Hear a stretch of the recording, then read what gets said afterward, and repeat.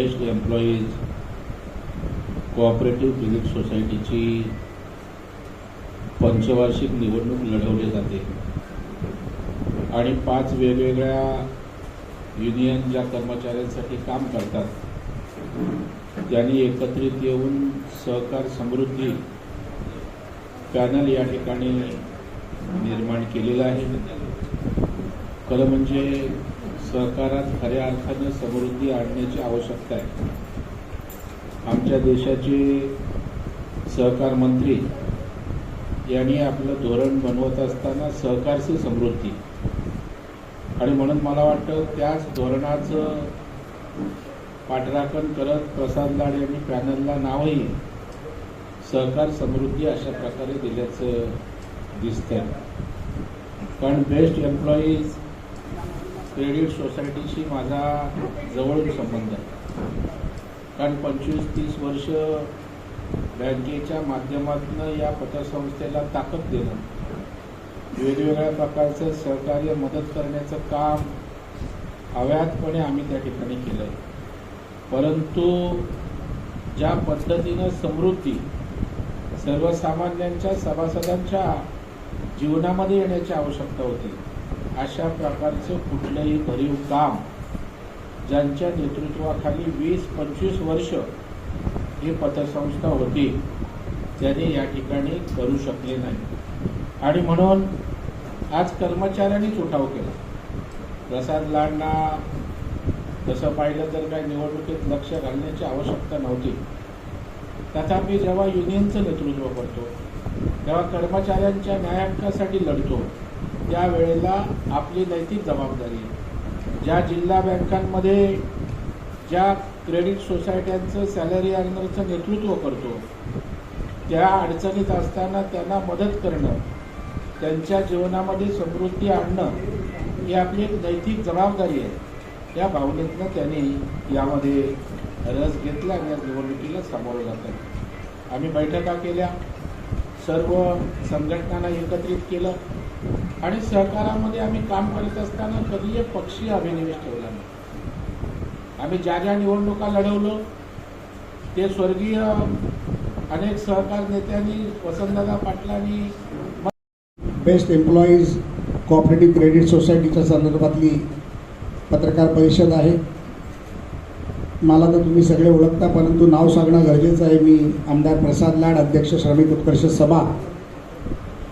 ही जी निवडणूक आहे ही सहकारातली निवडणूक आहे आणि प्रवीण भाऊंच्या नेतृत्वात जवळजवळ 15 वर्ष मुंबई बँकेवर मी संचालक म्हणून काम करतो आणि पतपेढी, पगारदार पतपेढी प्रवर्गातून मी निवडून येतो. त्यामुळे ही निवडणूक माझ्यासाठी अतिशय महत्त्वाची अशी निवडणूक आहे.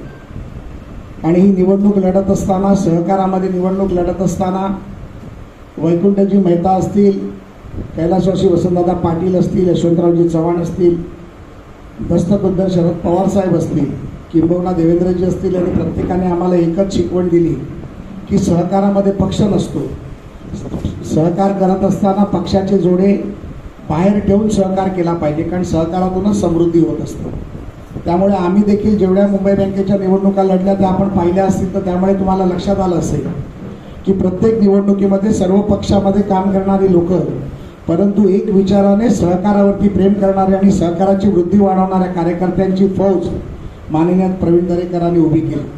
आणि मुंबईमध्ये ज्या ज्या वेळेला सहकाराच्या विरोधात पक्षीय वातावरण करण्याचा प्रयत्न झाला, त्या वेळेला सहकार पॅनलच्या माध्यमातून दरेकरांच्या नेतृत्वात त्या पक्षाचा पराभव करण्याचं काम सहकारातल्या कार्यकर्त्यांनी केलं, याचा देखील मला अभिमान आहे. आज ही निवडणूक लढत असताना माझी स्वतःची एक युनियन आहे, श्रमिक उत्कर्ष सभा, द इलेक्ट्रिक युनियन. त्या माध्यमातून आम्ही ह्या पॅनलला सुरुवात केली आणि मग याच BSTमध्ये वर्षानुवर्ष ज्यांनी BSTला एक वेगळा डोलारा दिला, एक BSTचं मुंबईमधलं महत्त्व लोकांना पटवून दिलं, ते केंद्रीय मंत्री, माजी केंद्रीय मंत्री खासदार नारायण राणे साहेबांची आणि नितेश राणे साहेबांची एक युनियन आहे, समर्थ बेस्ट कामगार संघटना. तसेच सन्माननीय एकनाथरावजी शिंदेंच्या विचाराची संघटना घेऊन चालणारे आमचे मित्र किरण पावसकरजी, त्यांची संघटना बेस्ट राष्ट्रीय कामगार सेना. आमचे महेंद्र साळवे साहेब आहेत, जे 27 वर्षापासून ST वेलफेअर असोसिएशन BSTमध्ये चालवतात, त्यांची संघटना, आणि कैलासवासी मनोज संसारे यांची बहुजन एम्प्लॉईज युनियन, अशा 5 संघटना एकत्रित करून आम्ही हे पॅनल टाकलेलं आहे, ज्या पॅनलचं नेतृत्व मी स्वतः करतो आहे. आणि हे संपूर्ण सहकार म्हणून भाऊनी दिलेल्या मार्गावरती चालण्याचं काम आम्ही करतो आहोत. आणि हे करत असताना ही निवडणूक लढण्यामागचं कारण असं आहे की सातत्याने 15 ते 20 वर्ष या पतपेढीवरती मुंबई बँकेच्या मदतीने ही पतपेढी मोठी झाली. आज जवळजवळ 4,000 कोटीपेक्षा अधिकच्या टर्नओव्हरची पतपेढी असताना या पतपेढीचा मनमानी कारभार चालला होता, ज्यामध्ये अनेक भ्रष्टाचार, मनमानीपणा आणि लोकांचं न ऐकणं, हे अनेक तक्रारी माझ्याकडे सातत्याने येत होत्या. मागच्या 2 वर्षाच्या कालावधीत बेस्ट युनियनमध्ये अतिशय चांगल्या पद्धतीने कामगिरी करून काम करण्याचा प्रयत्न मी केला, ज्यामध्ये 750 लोकांना 16 वर्षापासून जे कॅज्युअल होते त्या कॅज्युअल लोकांना परमनंट करण्याचं काम माननीय देवेंद्रजी आणि एकनाथजींच्या आशीर्वादाने मी करू शकलो, याचा मला अतिशय आनंद आहे. वर्षानुवर्ष BSTमध्ये प्रमोशन्स नव्हती, त्या प्रमोशनचा 10 वर्ष, 20 वर्ष, 30 वर्ष जे महापालिकेला जो नियम आहे त्या नियमात करण्याचं काम केलं. त्यानंतर रोटेशन पद्धतीवरती कंडक्टर ड्रायव्हरची बदली करण्याचं काम केलं. घरापासून जवळ त्यांना नोकरी द्यावी, जेणेकरून 8 तास काम केल्यानंतर तो त्याच्या कुटुंबाबरोबर सुखरूप घरी जाईल, याचा प्रयत्न केला गेला. BST डेपोमध्ये कामगारांना, कंडक्टर ड्रायव्हरना विश्रांतीसाठी रूम मिळावी आणि त्यांना देखील सुखरूप जीवन जगता यावं, यासाठी प्रयत्न केला गेला. कॉन्ट्रॅक्च्युअल लेबरमुळे BSTच्या प्रमुख कामगारांना नुकसान होणार नाही, यासाठीचा माझा प्रयत्न देखील यशस्वी झाला.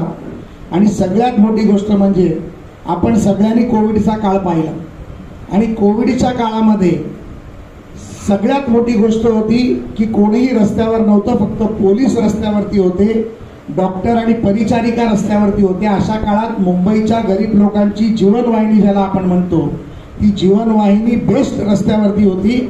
आणि मला त्या कामगारांचा, ड्रायव्हर कंडक्टरचा आणि माझ्या कामगारांचा अभिमान वाटतो की ज्यांनी कोविडमध्ये सर्वसामान्य लोकांच्या जीवासाठी स्वतःचा जीव धोक्यात. खरं तर तुम्ही मातोश्रीला विचारायला पाहिजे होता, पण तो तुम्ही मला विचारलात तर मी त्याचं उत्तर देतो. वर्षानुवर्ष BSTवरती, महापालिकेवरती सत्ता उपभोगलेले उबाटाचे नेते यांना कधीच वाटलं नाही की BST आपली रसातळाला चालली. आणि त्यांच्याच कालावधीत हे कॉन्ट्रॅक्च्युअल लेबरचं आणि कॉन्ट्रॅक्च्युअल बसचं प्रकरण आहे. तरी देखील आजच्या घडीला देखील 19,000हून अधिक कामगार या BSTमध्ये काम करत आहेत. या पतसंस्थेचे मतदार 15,100 लोक आहेत. 4,500 कोटीहून अधिकची पतसंस्था आहे. त्यामुळे कामगार देशोधडीला लागणार नाही, ही महायुती सरकारची भूमिका आहे आणि ती भूमिका आम्ही कायम ठेवू.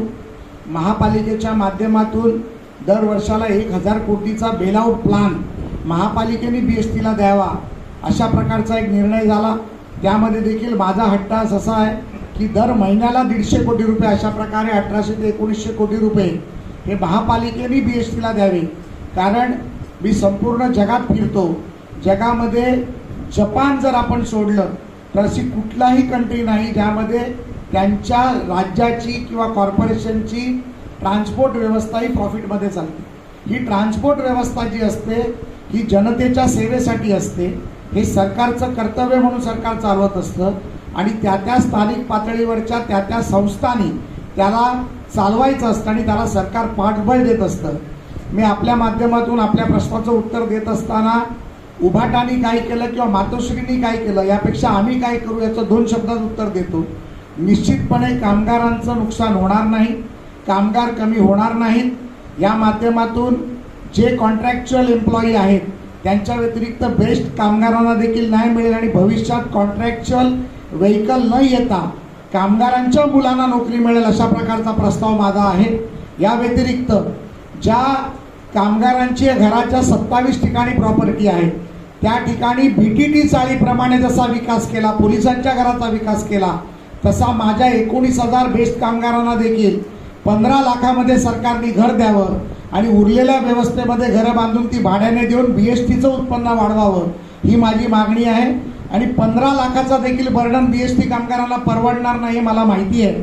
त्यामुळे गिरणी कामगारांना 2012-13 मध्ये मुंबई बँकेच्या माध्यमातून सन्माननीय प्रवीण दरेकरांच्या माध्यमातून जसं कमी व्याजदरात पैसे दिले गेले तशा पद्धतीची व्यवस्था देखील प्रवीण भाऊ करतील याची मला अपेक्षा आहे. आणि बेस्ट कामगारांना घरं देण्याचं काम देखील आम्ही करू एवढंच आपल्या माध्यमातून सांगतो. भावना बघू यामध्ये एक गंभीर विषय आपल्यासमोर मी आणू शकतो, आणू इच्छितो, कारण त्यांनी प्रश्न विचारला म्हणून, की आपण मुंबईतला हा बेस्ट कामगार मुंबईच्या बाहेर कसा गेला.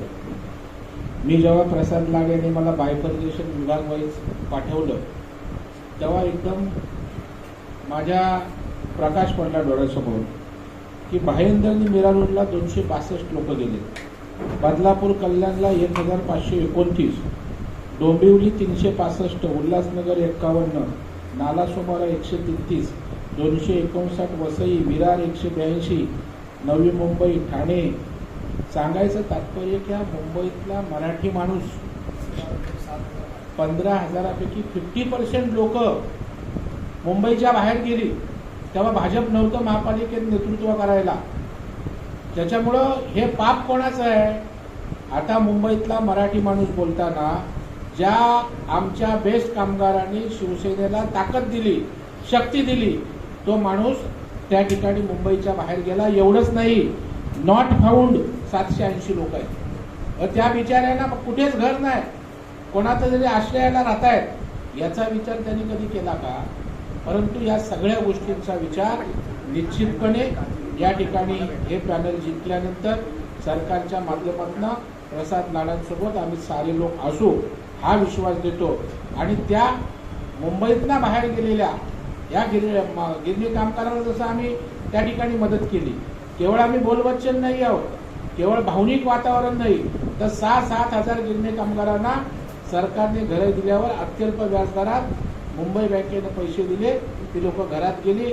त्याच धर्तीवर एखादी योजना आमच्या या बेस्ट कामगारांसाठी निश्चित आणू आणि त्यांना दिलासा देण्याचं काम त्या ठिकाणी करू. पॅनलच्या माध्यमातून संस्था आपल्या बरोबर आहेत आणि त्याच्या निवडणूक करणार आहेत आणि यापुढे आपल्याला काय मार्ग आहे त्यापुढे काय नाही, निश्चितपणे सहकार समृद्धीच्या पॅनलतून सहकारातल्या समृद्धीकडे वाटचाल हा आमचा मेन उद्दिष्ट आहे. ज्यामध्ये पतपेढीमध्ये जे कर्जदार आहेत त्यांचं व्याजदर कमी व्हावं, मुंबई बँकेकडून जास्तीत जास्त पैसे मिळावे, होणारा भ्रष्टाचार थांबावा, 4,000 कोटीची संस्था पुढच्या 5 वर्षात 8 ते 10,000 कोटीपर्यंत घेऊन जावी. कामगारांना ह्या पतसंस्था मुळी का झाल्या हे पहिलं तुम्ही जाणून घ्या. या पतसंस्था याच्यासाठी झाल्या, पूर्वीच्या काळामध्ये कामगारांना अडीअडचणीला पैसे लागायचे, औषधाला पैसे लागायचे, मुलांच्या शिक्षणाला पैसे लागायचे, स्वतःच्या गरजा भागवण्यासाठी पैसे लागायचे. त्या काळामध्ये पठाणी व्याजाने कर्ज दिलं जायचं आणि ते पठाणी व्याजाचं कर्ज थांबावं म्हणून पगारदार पतसंस्था केल्या गेल्या, ज्या माध्यमातून कामगारांना फार चांगल्या पद्धतीमध्ये कमी दरामध्ये व्याजदरामध्ये पैसे दिले जातात. म्हणून ही संस्था स्थापली गेली आणि ह्या संस्थेवरती कामगारांचा एवढा विश्वास असतो की ते त्यांच्या रिटायरमेंटचे पैसे, जमवलेली तुटपुंजी देखील या पतसंस्थामध्ये ठेवतात. त्यामुळे ही पतसंस्था जर लुटली गेली, जशी आता ही तुम्हाला मी जे दाखवली कॉपी जी सहकार निबंधकांनी पाठवली आहे, ज्यामध्ये भ्रष्टाचार झाल्याचं लिहिलं आहे आणि यामध्ये फार स्पष्टपणे लिहिलं आहे की chairman secretary BEST employees cooperative credit society BEST Bhavan SBS road Colaba यांना कळवण्यात येते की संस्थेची तपासणीसाठी अधिकारी नेमले गेलेले आहेत. त्यामुळे जर अशा प्रकारचा भ्रष्टाचार बसलेले सभासद, अध्यक्ष, सेक्रेटरी जर करणार असते तर माझ्या कामगारांच्या हिताकडे कोण प्रश्न देणार हा आमचा पहिला प्रश्न आहे. आम्ही मुंबई बँक चालवत असताना ज्यावेळेला मी मुंबई बँकेवर संचालक झालो त्यावेळेला 12.5 कोटीची मुंबई बँक होती. आज 15,000 कोटीची मुंबई बँक आम्ही केली. तर ज्यावेळेला आम्ही आमच्या सभासदांचं हित चिंतलं त्याचमुळे ती बँक एवढी मोठी झाली. आज आमचा NPA 0 आहे आणि आमचं लोन हे फार चांगल्या पद्धतीत दिलं जातं आहे. पण अशा प्रकारच्या संस्था जर कामगारांच्या, गरिबांच्या पैशाला जर लुटणार असते तर त्याला वेळीच चाप लावला पाहिजे, ही माझी कामगारांकडे मागणी आहे.